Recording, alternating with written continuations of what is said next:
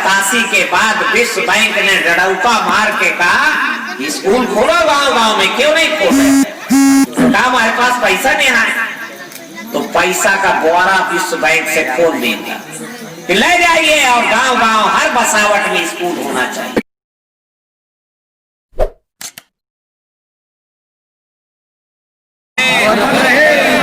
साथियों, आज संविधान निर्माता परम पूज्य बाबा साहेब डॉक्टर अंबेडकर जो हमारे भगवान से कम नहीं है, उनका परिनिर्वाण दिवस है।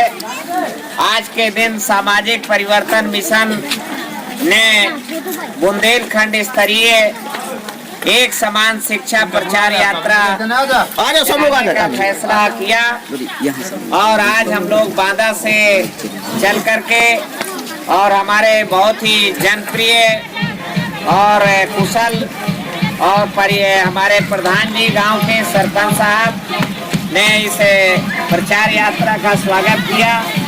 तो मैं अपनी तरफ से परम पूज्य बाबा साहब अंबेडकर के चित्र पर पुष्पांजलि अर्पित करके उनको श्रद्धा सुमन अर्पित करना चाहता हूँ।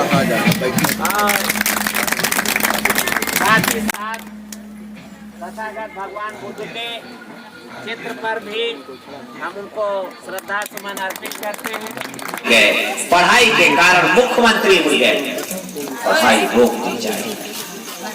कहा नहीं, अगर पढ़ाई रोकी जाएगी तो दुनिया हमारे ऊपर पाबंदी लगा देगी, अमेरिका चढ़ बैठेगा, रूस के बदनामी होगी, बीबीसी लंदन हमारे खिलाफ बोलेगा।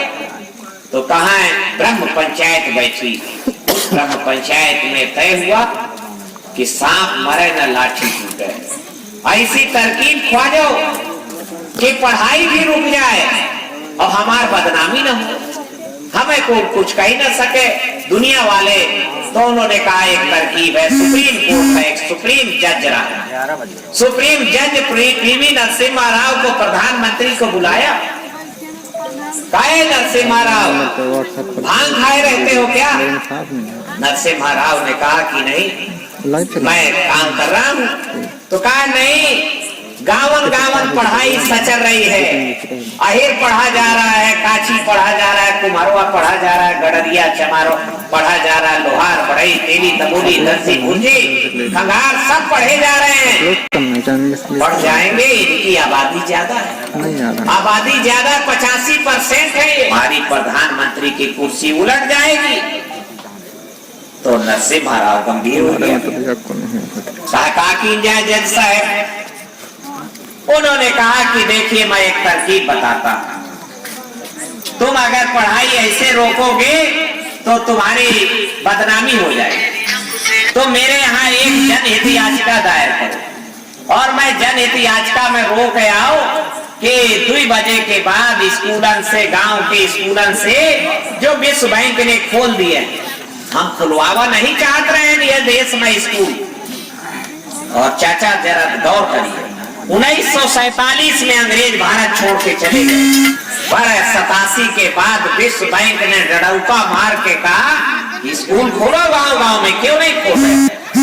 कहा हमारे पास पैसा नहीं है, तो पैसा का बोरा विश्व बैंक से खोल देंगे, ले जाइए और गांव गांव हर बसावट में स्कूल होना चाहिए। स्कूल तो बन गए।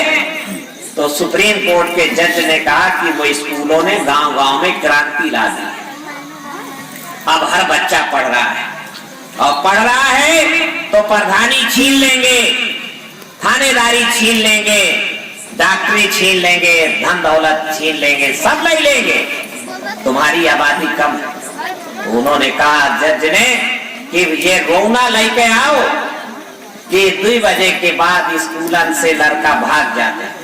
कोई भागता आपका नहीं था, हम वही प्राइमरी में पढ़े, शाम 4 बजे तक पढ़ते, ड्यूटी बिल्कुल पक्का, कोई नहीं भागता था। पर फर्जी बात बना के ले गए, जनहित याचिका दायर किया कि ड्रॉप आउट हो जाता है 1 बजे के बाद, 2 बजे के बाद। लड़का स्कूल खाना खाने घर जाते हैं, फिर लौट के नहीं आते। तो ताकि बैठे थे, उन्होंने कहा कि भाई पका पकाया भोजन स्कूल में दिया जाए। देखिए साथियों, गौर करिए, अनाज की की कमी नहीं है। अनाज का भंडार हमारे बाप का पैदा किया हुआ, हमारे बाप ने अनाज पैदा किया है, एफसीआई में जमा, वेयर हाउसेस में जमा। सुप्रीम कोर्ट ने जज ने कहा कि तुम्हारे पास अनाज की कमी नहीं है, इसलिए पढ़ाई रोकना जरूरी है। तो जहां पर ज्ञान है, जहां विद्यालय है, वहां भोजन रख दीजिए। ये भुक्खड़ लोग हैं, भोजन में उलझ जाएंगे और विद्या को छोड़ देंगे। हमारा काम कम से कम 30-40 साल के लिए बन जाएगा और 30-40 साल बाद फिर कोई चेतेंगे, फिर कोई नया कांसीराम पैदा होगा, तो तब तक हम फिर कोई नई तरकीब निकाल लेंगे। इसलिए उन्होंने कहा कि मिड डे मील खिलाओ, थाली बजावे, घरे जाए, पढ़ाई से हुक्का दो। पढ़ाई हमारी छीनी जा रही है, समाप्त की जा रही है मेरे भाइयों।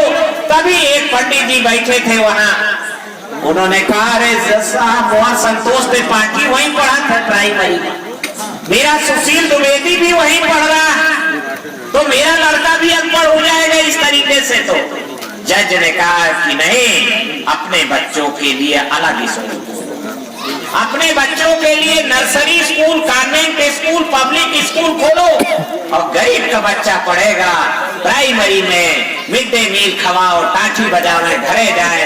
अमीर का बच्चा पढ़ेगा जवाहर नवोदय विद्यालय में, कॉन्वेंट स्कूल में, केंद्रीय विद्यालय में, टापो टाप की पढ़ाई उनकी होगी। और इसलिए जब परीक्षा हो, दरोगागिरी की, तहसीलदारी की, ग्राम विकास अधिकारी की, लेखपाली की परीक्षा हो, तो प्रश्न पत्र दोनों तरीके के बच्चों को एक समान, अमीर का बच्चा हो चाहे गरीब का बच्चा हो, प्राइमरी में पढ़ा हो चाहे इंग्लिश मीडियम में पढ़ा हो, प्रश्न पत्र एक समान है। ये वही गलत तो नहीं कह रहा, परीक्षा एक है। तो जब परीक्षा एक है तो शिक्षा भी एक समान होनी चाहिए। इसलिए हमने कहा कि वन नेशन वन एजुकेशन, क्योंकि एग्जामिनेशन एक है। इसलिए हमने ये जनता सरकार चेत नहीं रही, सरकार को कई मेमोरेंडम हम भेज चुके, नरेंद्र मोदी को और राष्ट्रपति को लिख चुके, पर सरकार कान में तेल डाले, चूंकि उनका नुकसान है, उन्हें डर है कि अगर ये बच्चा बढ़ जाएगा तो ये निष्काउट बनाएंगे, रणनीति बनाएंगे, सोच विचार करने लायक हो जाएंगे और सोच विचार करेंगे, वोट ज्यादा है इनके पास, पलट देंगे, फट दे पलट देंगे। इसलिए पढ़ाई रोकने का अभियान चल रहा है।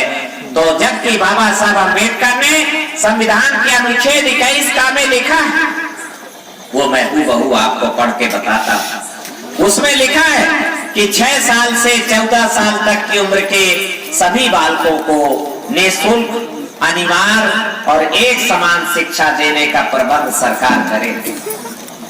देखिए मैं दोबारा दोहराता हूं, उसमें संविधान के अनुच्छेद 21 का में लिखा मूल अधिकार की श्रेणी में ऐसा वैसा वो विधान धारा नहीं, ऐसी धारा है जिसको अंग्रेजी में कहा गया है फंडामेंटल राइट, हिंदी में कहा गया है मूल अधिकार। वो मूल अधिकार में लिखा है कि 6 साल से 14 साल तक की उम्र के सभी बालकों को निःशुल्क, अनिवार्य और एक समान शिक्षा देने का प्रबंध सरकार करे। ये सरकार की जिम्मेदारी है।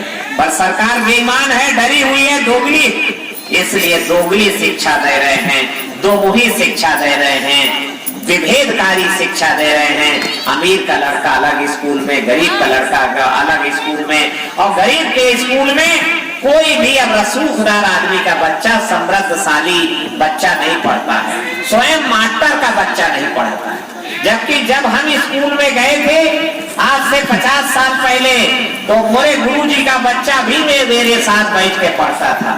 तो मास्टर इसलिए पढ़ाता था, मुदद्दू चमरवा को पढ़ाने के लिए मास्टर नहीं पढ़ाता था, उसको ये बड़ा बोध रहता था कि मेरा लड़का भी इसी में बैठा है, प्रधान जी का बच्चा भी यही बैठा है, और डीएम साहब का भी बच्चा यही बैठा है। अगर नहीं पढ़ाऊंगा तो डीएम साहब नाराज हो जाएंगे, प्रधान जी नाराज हो जाएंगे और मेरा लड़का भी बर्बाद हो जाएगा। इसलिए मास्टर मन लगा के पढ़ाता था। तो हमेशा पढ़ाई, मिश्रित पढ़ाई थी, तो हम भी पढ़ गए। अब निखार के पढ़ाई, अलग अलग पढ़ाई। अमीर का बच्चा अलग स्कूल में, गरीब का बच्चा अलग स्कूल में। तो अब अमीर के पढ़ाई टापो टाप के है, और उसके लिए जवाहर नवोदय विद्यालय सरकार ने खोल दिया। जवाहर नवोदय विद्यालय में देखिए कपड़ा फ्री, कॉपी किताब फ्री, जेब खर्चा फ्री, और हर खाना खुराक फ्री, हर चीज फ्री है। पर कितने बच्चे?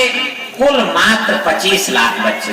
25 लाख बच्चे पढ़ रहे हैं जवाहर नवोदय विद्यालय केंद्रीय विद्यालय। 24 करोड़ 75 लाख बच्चे 14 साल तक की उम्र के, हमने आंकड़ा निकाला जनगणना विभाग से, तो 25 करोड़ आबादी है। 25 करोड़ बच्चे हैं जो 14 साल तक की उम्र के हैं 2011 की जनगणना के मुताबिक। तो उसमें 24 करोड़ 75 लाख बच्चे बढ़िया टॉप की पढ़ाई में जवाहर नवोदय विद्यालय केंद्रीय विद्यालय में पढ़ रहे हैं। शेष जो 25 लाख बच्चे पढ़ रहे हैं, 24 करोड़ 75 लाख बच्चे हैं जो वो मिड डे मील खाओ, थाली बजाओ, घर जाओ। इसलिए उनमें से जो सहूरदार लोग हैं, तो सहूरदार लोगों ने, सामर्थ्यवान लोगों ने अपने अलग स्कूल खोल लिए। उनके बच्चे अपना नर्सरी कॉन्वेंट में पढ़ रहे हैं। तो गरीब का बच्चा मिड डे मील में अर्जा हुआ है। इसलिए हमने महामहिम राष्ट्रपति को, प्रधानमंत्री से कहा कि ये दोहरी शिक्षा बंद करो, एक समान शिक्षा लागू करो। जहां पर अमीर का बेटा बैठ के पढ़ेगा, वहीं पर गरीब के बेटे को भी पढ़ने का मौका मिले। जहां कलेक्टर का बेटा बैठ के पढ़ेगा, वहीं पर मजदूर के बेटवा को भी बैठ के पढ़ने का मौका मिले। और इसके लिए जवाहर नवोदय विद्यालय देश भर में 600 हैं। ये 600 ना काफी, ये कम से कम 2 लाख जवाहर नवोदय विद्यालय